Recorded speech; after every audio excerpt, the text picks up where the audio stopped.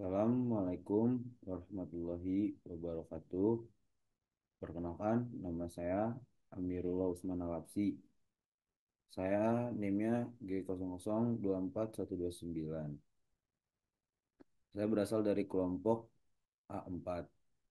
Eh, jadi saya akan membacakan presentasi laporan anatomi mandibula. Jadi yang pertama ini ada soal, Daniel adalah seorang siswa SMP. Ia sempat tertusuk paku saat bermain di lapangan dan hanya membilas dengan air mengalir. Setelah itu, dia mengaku sulit menggerakkan rahangnya dan terasa kaku, tak bisa membuka mulutnya. A. Jelaskan tentang anatomi mandibula dan fungsinya secara lengkap. B. Jelaskan penyusun mulculus masticatoris beserta fungsinya dan inervasinya. Dan ini yang soal A, anatomi mandibula dan fungsinya. Mandibula. Tulang mandibula terdiri dari korpus mandibula dan ramus mandibula. Pada permukaan medial ramus mandibula, terdapat foramen mandibula di tengah-tengahnya. Foramen mandibula berlanjut sebagai mandibula yang bermuara pada permukaan lateral korpus mandibula pada foramen mentale. Bagian mandibula. Korpus mandibulae. Alveolaris. Ramus mandibulae. Proc Procoronoideus itu daerah perlekatan M temporalis. Angulus mandibula itu permukaan dalam ramus dan merupakan daerah perlekatan M pterygoideus medialis. Kalau procondylaris itu bersendi dengan os temporalis pada articulatio temporomandibularis. Nah, kalau fungsi mandibula mengunyah makanan, memecah makanan untuk pencernaan, berbicara berbicara membantu dalam pengucapan dan pembentukan suara, dukungan wajah, menyokong struktur wajah dan jaringan lunak, menampung gigi, menyediakan tempat bagi gigi bawah, fungsi sensorik, merasakan sentuhan dan membantu menghindari bahaya. Jadi ini ada mandibula dilihat dari depan. Nah, yang kalau bagian A ini itu namanya procondyloris. Nah, kalau yang B ini namanya rumus mandibulae. Nah, kalau yang C ini linea obliqua. Nah, kalau yang D ini eh, juga alveolaria. Nah, kalau yang E ini itu procoronoideus. Nah, sedangkan kalau bagian F ini symphysis mandibulae. Sedangkan yang G ini foramen mentale. H itu basis mandibulae. Kalau I itu tuberculum mentale. Nah, kalau J ini itu protuberantin mentalis. Kalau yang K ini corpus mandibula. Kalau yang L ini itu angulus mandibulae. Yang M ini pars alveolaris. Sedangkan yang N ini ramus mandibulae. Nah, sedangkan mandibula dilihat dari lateral. Yang bagian A ini tuh arcus alveolaris, yang bagian B ini pars alveolaris, yang C ini foramen mentale, yang D ini protuberantin mentalis, kalau yang E ini corpus mandibulae, sedangkan yang F ini itu angulus mandibulae. Nah, kalau yang G ini itu tuberositas masterica, kalau yang H ini itu ramus mandibulae. Kalau yang I ini itu eh, procondylaris. Kalau yang J ini itu caput mandibulae.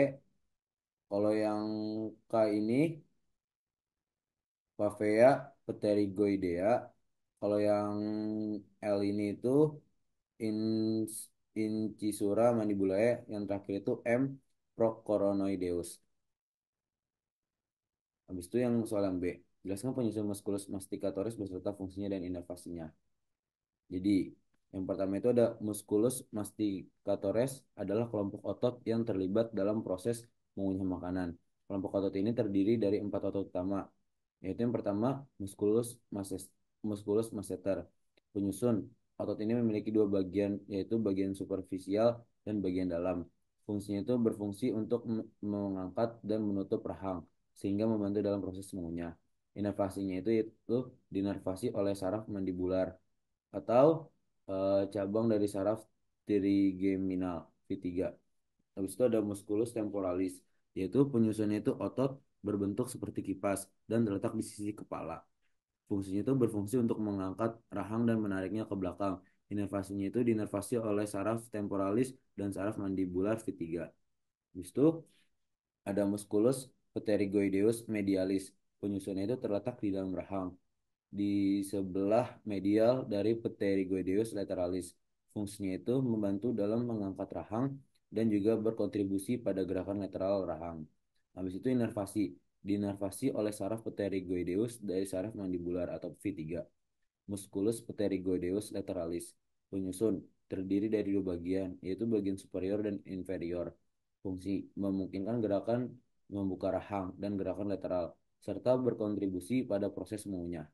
Inervasinya itu dinervasi oleh saraf pterygoideus dari saraf mandibular atau V3. Secara keseluruhan, musculus masticatoris bekerja sama untuk melakukan fungsi mengunyah dengan masing-masing otot memiliki peran spesifik dalam menggerakkan rahang. Inervasi dari semua otot ini berasal dari saraf trigeminal, khususnya cabang mandibular V3. Jadi sekian laporan presentasi saya. Kurang lebihnya mohon maaf. Wassalamualaikum warahmatullahi wabarakatuh.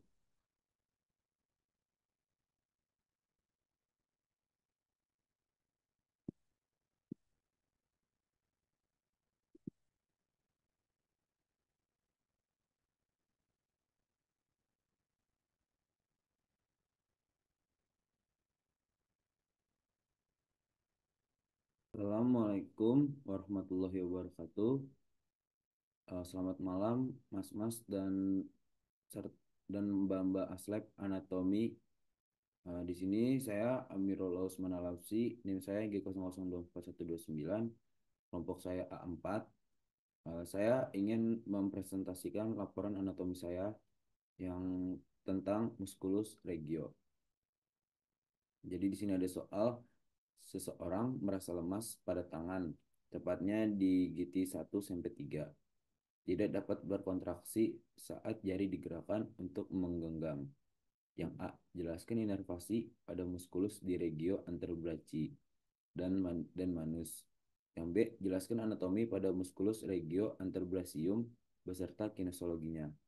Jadi di sini saya akan menjelaskan yang A. Jelaskan inervasi pada muskulus di regio anterobrachi dan manus. Jadi yang pertama itu ada nervus radialis. Fungsinya itu untuk inervasi otot-otot ekstensor. Nah, itu otot-otot yang diinervasi. Yang pertama itu ada brachio radialis. Fleksi ini di siku ketika lengan berada dalam posisi netral. Terus yang kedua, extensor carpi radialis longus dan brevis. Yaitu ekstensi dan abduksi pergelangan tangan. Terus ada extensor digitorum, yaitu untuk ekstensi jari-jari tangan. Habis itu ada extensor digiti minimi, untuk ekstensi jari kelingking. Habis itu ada extensor carpi ulnaris. Itu untuk ekstensi dan aduksi pergelangan tangan. Habis itu ada supinator, yaitu untuk supinasi tangan. Habis itu ada otot-otot lainnya seperti abductor pollicis, longus, extensor pollicis brevis dan longus, serta extensor indicis. Yang kedua ada nervus ulnaris. Fungsinya inervasi otot-otot yang berfungsi untuk fleksi dan aduksi.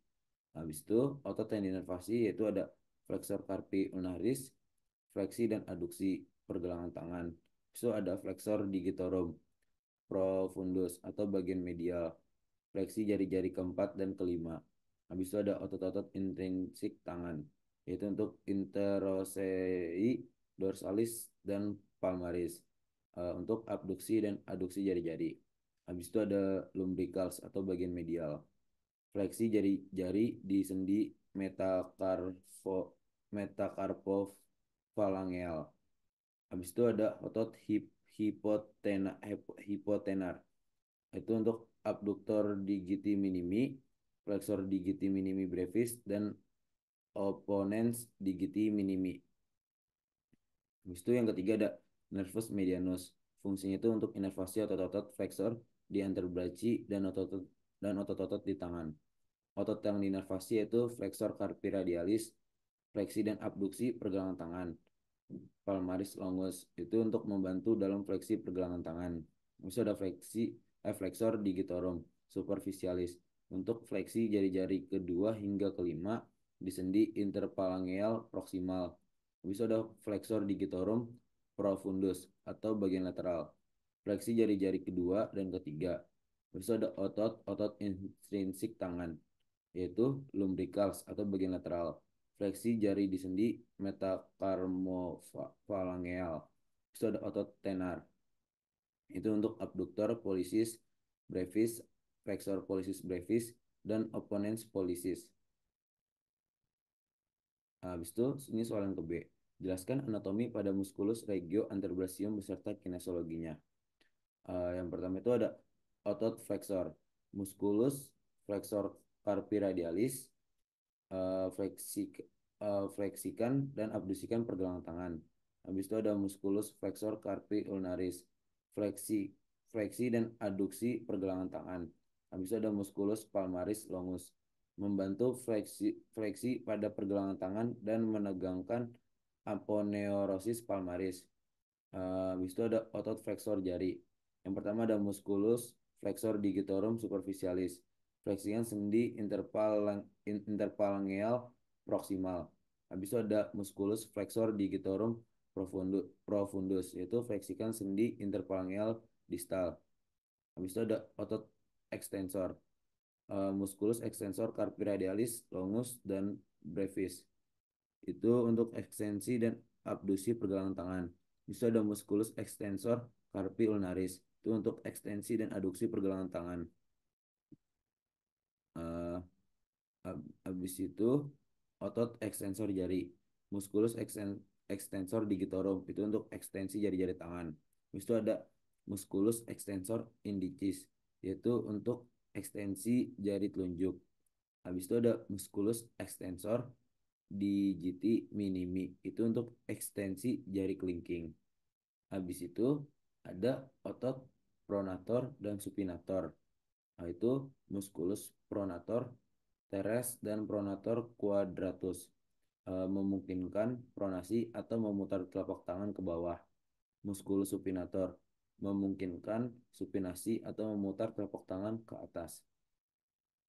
Habis itu kineologisnya fleksi dan ekstensi. Otot flexor bekerja saat melakukan gerakan fleksi seperti menggenggam atau menekuk pergelangan tangan. Misalnya, saat mengangkat beban. Otot-otot ini berkontribusi untuk menahan posisi pergelangan tangan. Otot ekstensor berperan dalam gerakan ekstensi, seperti saat membuka tangan atau merentangkan jari. Ini penting untuk menjaga stabilitas saat berinteraksi dengan objek. Abduksi dan aduksi.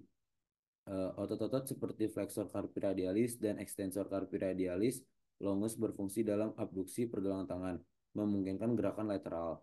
Habis itu ada otot-otot seperti flexor carpi ulnaris dan extensor carpi ulnaris mendukung aduksi. Penting untuk kontrol gerakan saat menggunakan tangan. Habis itu ada stabilisasi. Otot-otot pada regio anterobrachium juga berperan dalam stabilisasi pergelangan tangan dan jari saat melakukan aktivitas seperti mengetik atau bermain alat musik.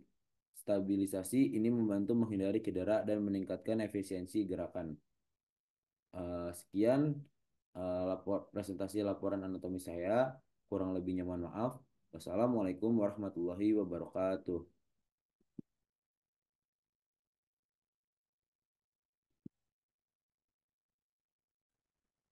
Assalamualaikum warahmatullahi wabarakatuh. Selamat sore Mas dan Mbak Aslep Anatomi. Perkenalkan nama saya Amirullah Usman Alapsi, NIM saya G00241129. Saya berasal dari kelompok A4. Jadi di sini saya akan mempresentasikan laporan anatomi saya yang pertama tentang anatomi articulatio genum.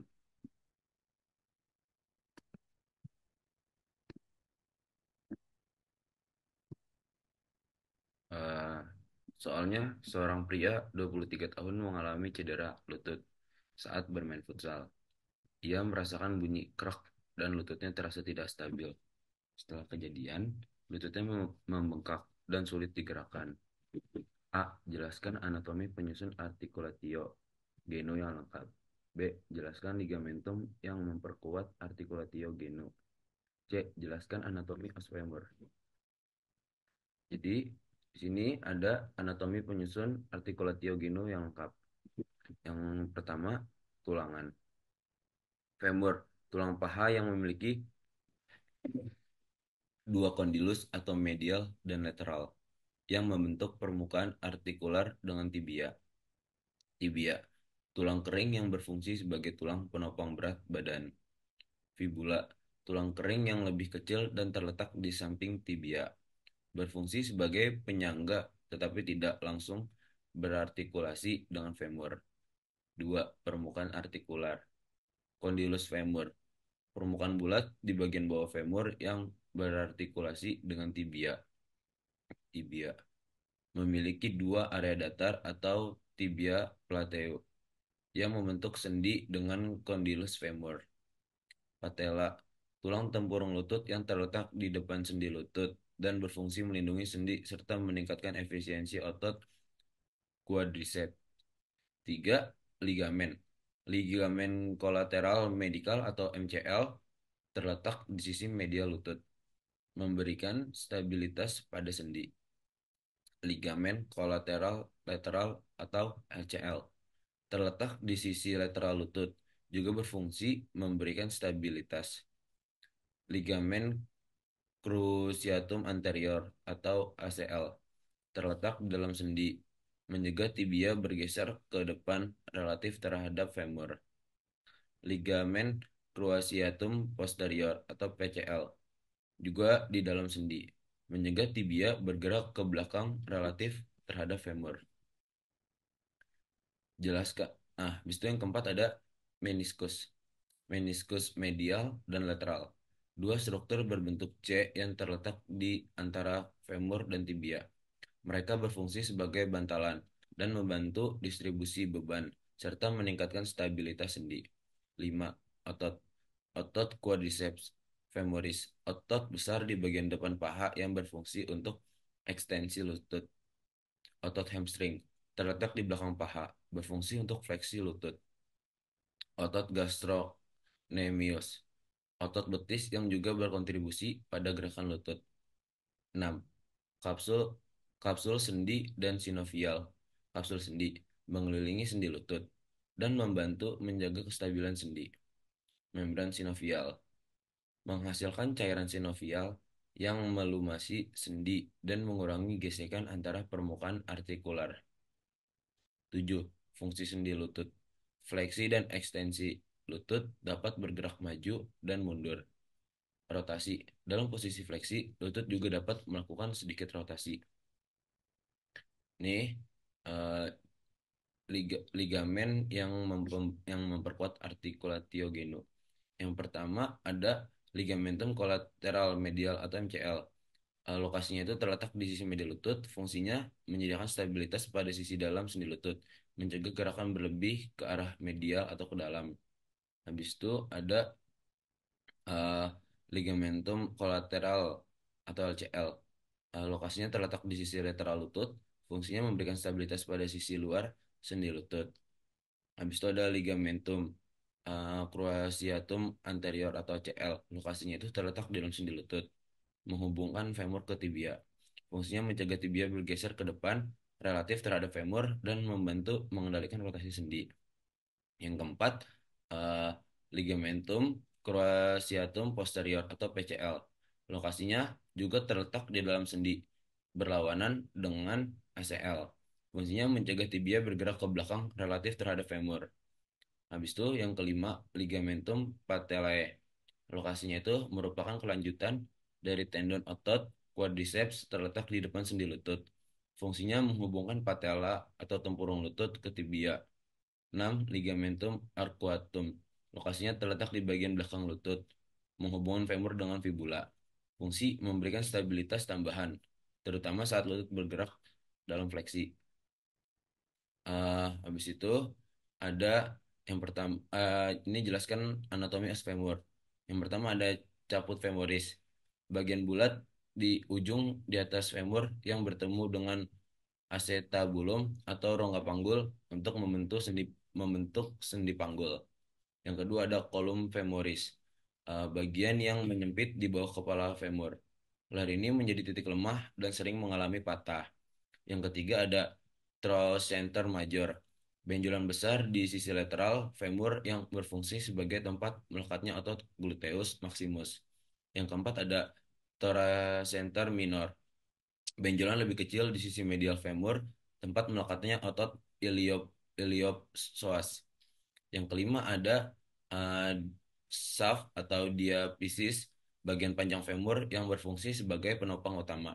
Bagian ini memiliki lengkungan yang membantu dalam menahan beban. Yang keenam ada condylus medialis dan lateralis, ujung bawah femur yang berbentuk kondilus, berfungsi untuk berartikulasi dengan tulang tibia di sendi lutut. Yang ketujuh, fossa intercondylaris, depresi antara condylus medialis dan lateralis yang berfungsi sebagai tempat melekatnya ligamen. Eh, Sekian presentasi dari saya, kurang lebihnya mohon maaf.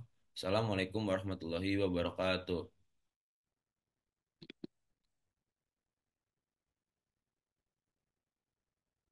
Lagu udah selesai, sedikit banget. Berapa menit itu?